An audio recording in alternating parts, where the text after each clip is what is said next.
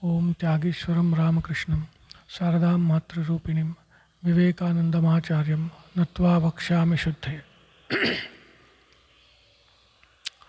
In our last class, we discussed the kind of equation between self-effort and divine grace. Some say that divine grace is the result of self-effort, and some say that even self-effort itself is on account of divine grace. A reasonable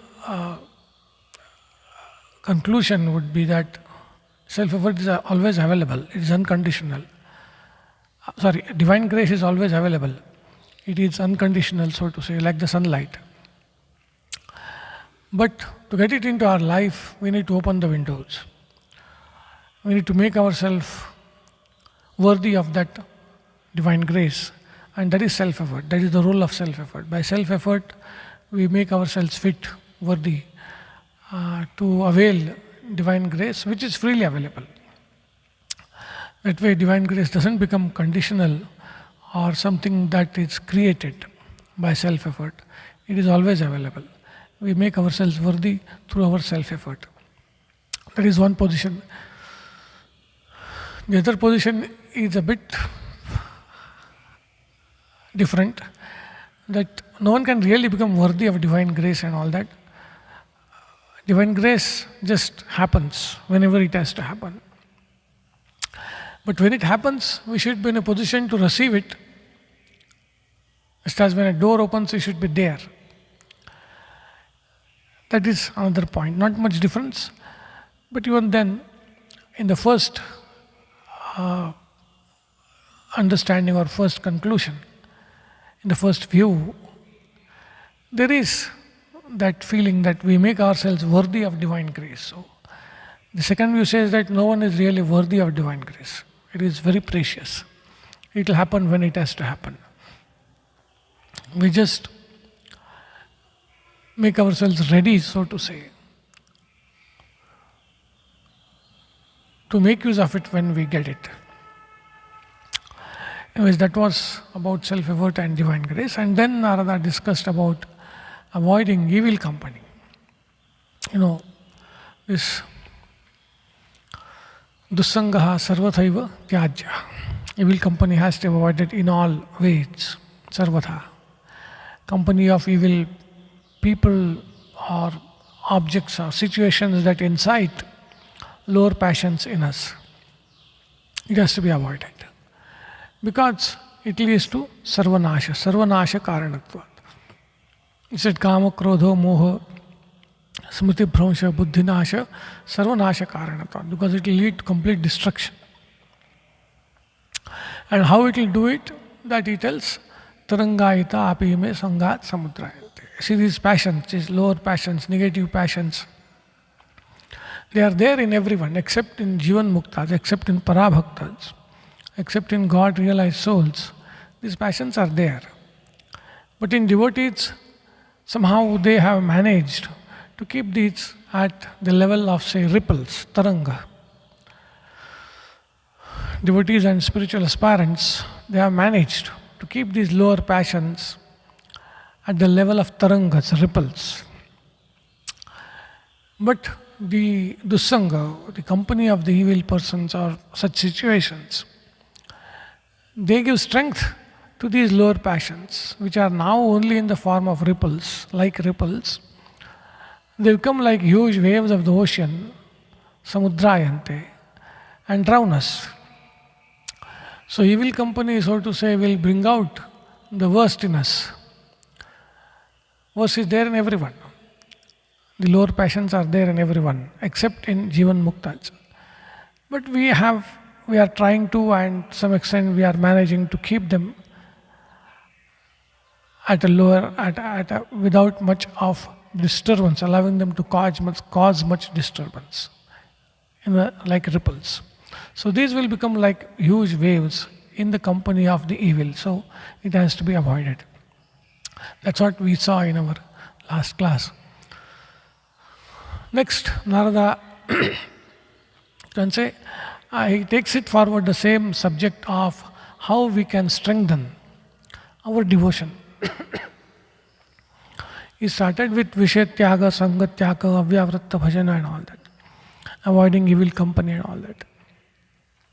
Now, next 4-5 sutras, same subject he is putting in a different way, with a different name you can say even, and lists lot of practices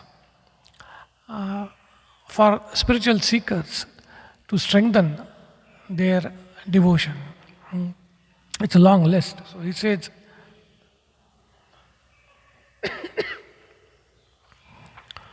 Kastarati, Kastarati Mayam. It's a poetic say, Kastarati, Kastarati Mayam. Who crosses over Maya?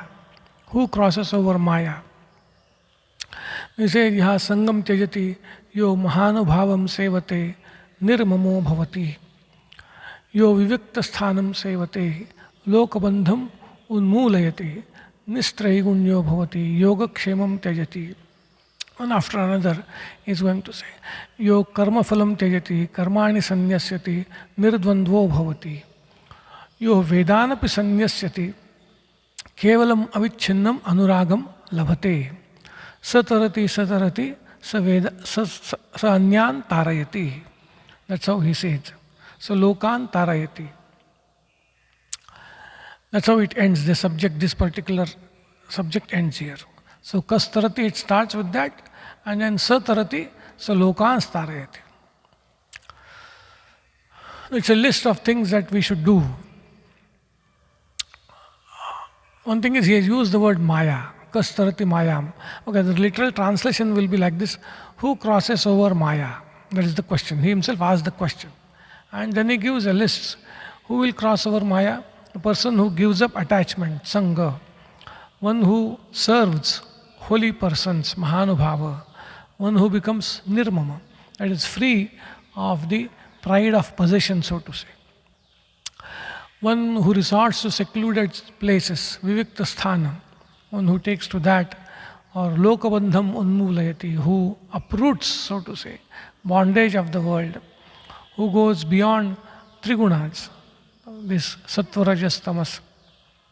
And who makes oneself free from yoga kshema, like that. Then one who gives up the results of actions, one who gives up even actions and goes beyond the duality of pain and pleasure, or happiness and misery and all that.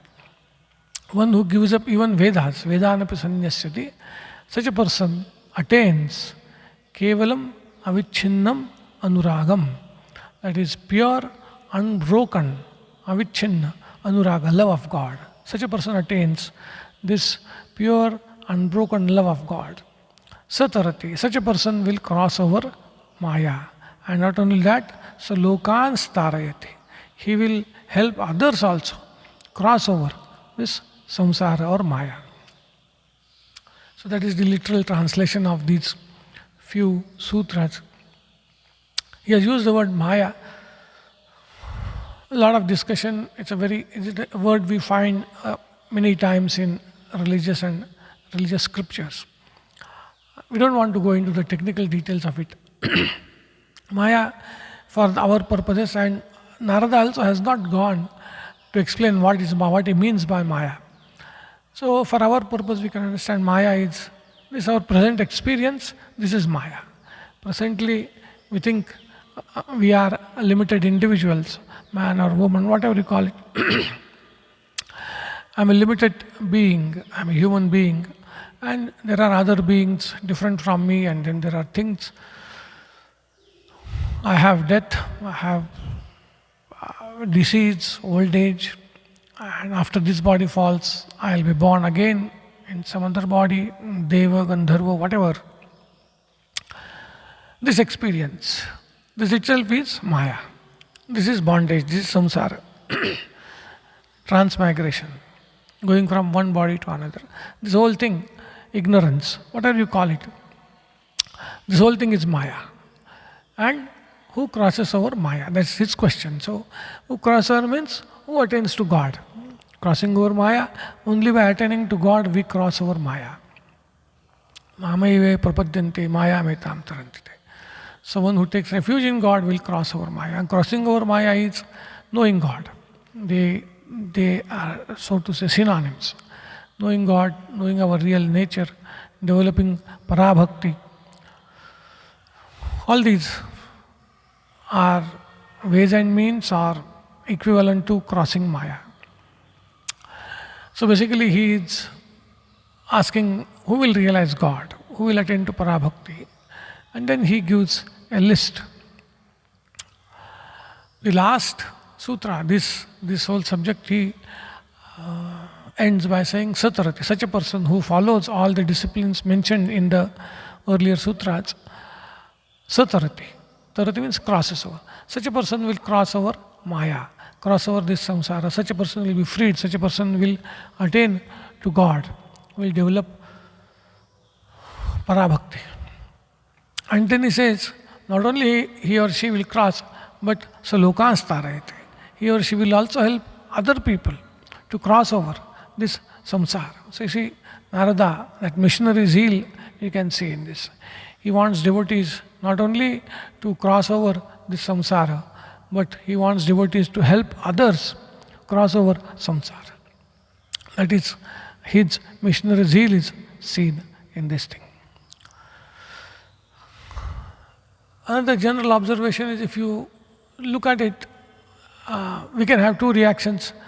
There's a long list of things to be done or not done. And one may say, oh my God, so many things are to be done. We may get overwhelmed by these. There are so many things to be done. That is one way of looking at it. The other way of looking at it is, oh great, everything is in one place. So I don't have to search in many places. So whatever is to be done, Narada Maharshi has brought everything in one place and given in few sutras. So that way also we can look at it. That is how we should look at it, that we know in one place what all things we need to do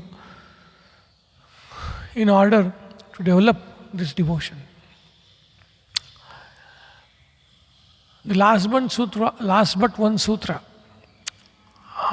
the last line, Vedanapi sanyasyati, like that. And then kevalam avichinnam anuragam labhate, that is important. Commentators point out that this line, this tells us what is the purpose of all these practices. All the practices that have been listed in these sutras, their purpose is this: kevalam anuchinnam anuraga prapti, avichinna anuraga prapti. To attain to that unalloyed, continuous love of God. That is the purpose. So all the practices should lead towards that. And that we should also learn from this, that whatever spiritual practices we undertake, they should help us develop this love for God. And that's, so to say, a marker, so to say, a criteria for us to gauge as to where we are heading. Whatever we are doing, is it helping us, or is our love for God increasing? Is it helping us develop more and more love for God, more and more dependence on God, more and more surrender to God? That's how we can gauge our progress, because this is where all these practices should lead. This kevala avichinna anuraga. All the practices lead there. And another point that commentators point out is this, what is talked of here as kevala avichinna anuraga. This is not parabhakti. This is, they call mukhya bhakti, a one step earlier to parabhakti. So all these practices will lead to mukhya bhakti, which is mentioned here in this phrase, kevalam avichinnam anuragam labhate. That person attains this kevala avichinna anuraga. This is, they call it mukhya bhakti. Next, this subject of mukhya bhakti will come up. So this is the few general points about these few sutras. When we get into the details of those, we find that there are, so it's two groups in all these. One is mental or psychological, the other is physical. See, a lot of the psychological ones, he said, Sangha, Sangam Tejati, there is Sangha. Then there is Mamatva, Mamatva is there. Then there is Lokabandha, Lokabandha, Yogakshema, Karma Phala. All these are mental or psychological. Sangha, we know what is Sangha. Mamatva, we know, Mama is mine, the pride of possession, so to say. That is Mamatva. Karma Phala, we know, that is desire for results of our actions. Lokabandha and Yogakshema are a bit, not very familiar words. So Lokabandha is bondage of the worlds. In this context, it means desire for pleasures of not only this world, but other worlds. So desire for pleasures of Swarga or Devaloka, whatever you call it, other worlds. So that is Lokabandha. This desire for pleasure of Alaukika, not of this world, but other world. So that is Lokabandha. Yogakshema is a pair. It is desire to get what we don't have and desire to protect what we already have. That is called Yogakshema. Yogakshema word comes in Gita also. Yogakshemam vahamyam, like that. So Yogakshema is desire to procure and protect, so to say. Procure what we don't have and protect what we have. So see, all these are mental, psychological, and their root is in the Sangha, you see. Sangha, earlier this word has come, Tattu Vishetyagat Sangatyagat. There is attachment, that harping over the sense objects, harping over the objects which disturb or distract our mind, which have the ability to pull our mind down. Attachment for such objects. That is Sangha. When one has that Sangha, and Narada says one has to become Nissanga, one should give up Sangha. But when one has that Sangha, then all others will automatically come. When I have Sangha, I will work for getting what I don't have, that is yoga. So karma phala I want. I want to protect what I have, so kshema will come. I want pleasures not only of this world, but also of the other world. Like that, everything comes. And of course, I get proud of my possessions, so mamatva comes. So Sangha seems to be the root of all these. So Narada says, give up Sangha and then give up everything. Everything will automatically be given up if you give up Sangha. In Bhagavad Gita we get, dhyayato vishayan pumsaha sangasteshu upajayate. There is that, what is called ladder of descent or ladder of destruction. One leading to other, one step leading to another step which is lower than the earlier one. Sangat sanjayate kamaha, krodha, all that. Sangha is a part of that ladder. And in that ladder, they say the weakest link of that ladder, so to say, or that chain, the weakest link is Vishaya Dhyana.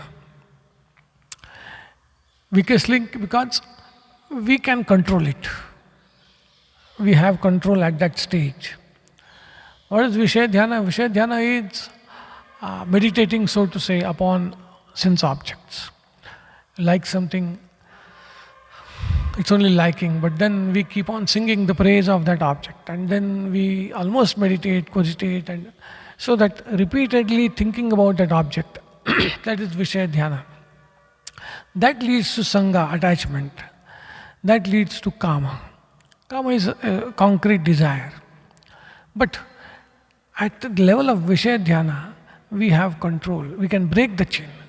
We can stop Vishaya Dhyana. If we can stop Vishaya Dhyana, the whole chain can be broken. The Vishaya Dhyana will not, if we stop it, Sangha itself will not happen. Attachment will not happen. There's no question of Kama, Krodha and all that. So that is our opportunity, so to say, to stop this degradation, so to say. But if we are careless, we keep on thinking about sense objects, whatever it is. Power, position, money, whatever you call it. Then we can't. Once it crosses a certain stage, Sangha and then Kama, then we have very little chance or scope to control it. But we can control it at the level of Vishaya Dhyana. So Vishaya Dhyana, if we control, then we can control everything. Mamatva, of course, I have explained, it is the pride of possession, and we have that Lokabandha, it's desire for sukhas of next world, this world and next world both. And of course, karma phala, yogakshema, all these are relative, so to say, all related to Sangha and all related to desire for pleasures. So that is one group which he says you avoid. You avoid these. The other group he is physical, so to say. So he says Mahanubhavam Sevate, one who serves the holy persons. Mahanubhavam Sevate. Then Vivikta Sthanam Sevate, one who takes solitary places. Or Karmani Tejati, who gives up actions. So these are physical, so to say. See, seva of the holy persons, it's a great spiritual, so to say, practice. Spiritual tonic, you can say, spiritual tonic. Seva always, invariably means humility. It inculcates humility in us when we serve somebody out of love. And if we don't have holy people, we can serve anybody with the idea that he or she is God. Remembering that he or she is God. Idea means we are not imposing, we are not putting something which is not the truth. That is the truth. God is in everyone. So remembering the God who is in the hearts of all, we can even serve other human beings or even subhuman beings, animals, doesn't matter. God is there in everyone. That's also seva. This seva brings in humility. Sri Ramakrishna says, in a lower plane, the water will stay. Higher plane, water will drain off. When we do seva, we should say inculcate humility. And also a quality in the mind is strengthened or aroused, so to say, wherein we become receptive to spiritual ideas. This seva has that effect, so to say. When we serve, we become humble, and a quality is developed in our mind which makes us receptive to spiritual ideas and ideals. That is why this seva is emphasized so much. So Mahanubhavam Sevate, one who serves holy men and women. Vivikta Sthanam, then the solitude, solitary place. Nirjana Vasa, Sri Ramakrishna says. So it can be, every day, some part of the day is, so to say, marked and utilized only for staying alone with ourselves. Once in few weeks, few months, we go away somewhere, away from this day-to-day surroundings of ours, and spend some time with ourselves. So these things, they have a lot of benefits, First is we can introspect, we get time to introspect when we are with ourselves, we get time to introspect. So if we are completely away from our normal day-to-day surroundings, we also know whether we can really be away from that. It's a test for us. We get to know what to do next. We can think, we can plan what changes we need to make in our lifestyle. Because this is not something that we start and continue the same thing till the end of life. It is not that. It is a very dynamic thing. The spiritual life is dynamic. So we have to keep on changing ourselves, adapting ourselves, improvising ourselves. So that planning we can do in solitude. So that is why he says Vivikta Sthanam Sevati. And then there is Karmani Tejati. There it means works which are, so to say, superfluous, which are not serious type of works, which we undertake out of our restlessness of mind, such work. So these are physical, so to say. In the next class we will see. Om Shanti Shanti Shanti. Hari Om Tat Sat Sri Ramakrishna Arpanamastu.